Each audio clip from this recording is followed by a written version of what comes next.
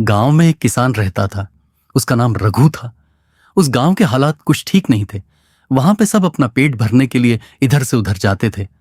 रघु एक मेहनती इंसान था और उसके पास एक छोटा सा खेत था। उसके खेत में एक पुराना सा सेब का पेड़ था जो काफी समय से फल नहीं दे रहा था। रघु खेत में रोज जाता था और सूखे हुए पेड़ को पानी डालता, लेकिन सूखे पेड़ पे कभी पत्ते भी नहीं निकले। वहां से एक परियों का झुंड जा रहा था। सब परियां बहुत खूबसूरत थीं, पर परियों की एक रानी थी जिसका नाम फ्लोरा था। फ्लोरा सबसे सुंदर और दयालु थी। वह जब भी किसी को दुखी देखती, वह उनकी मदद करने के लिए पहुंच जाती। फ्लोरा की नजर रघु के गांव में पड़ी। वहां पे उसने देखा कि लोग बहुत परेशान थे अपनी भूख को लेकर। दूसरी तरफ उसने रघु को देखा। रघु सूखे पेड़ में पानी डाल रहा था। उसने सोच लिया कि वह इस गांव की मदद करेगी। फ्लोरा अपना रूप बदलकर धरती पर आती है। फ्लोरा रानी के लिबास में बहुत सुंदर लग रही थी। उसको देखकर सब खुश हो जाते हैं, क्योंकि उस गांव में कभी भी कोई मदद के लिए नहीं आया था।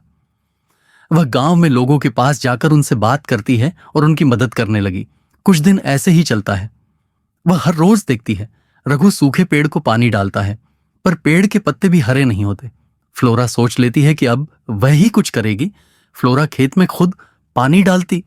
अगली सुबह रघु खेत में हरियाली देखता है और पेड़ पर सेब देखकर बहुत खुश होता है।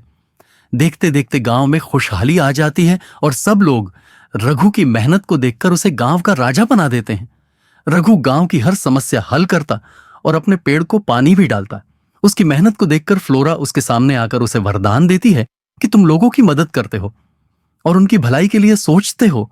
मैं तुम्हें वरदान देती हूं कि इस सेब के पेड़ पर हमेशा सुनहरी सेब ही लगेंगे।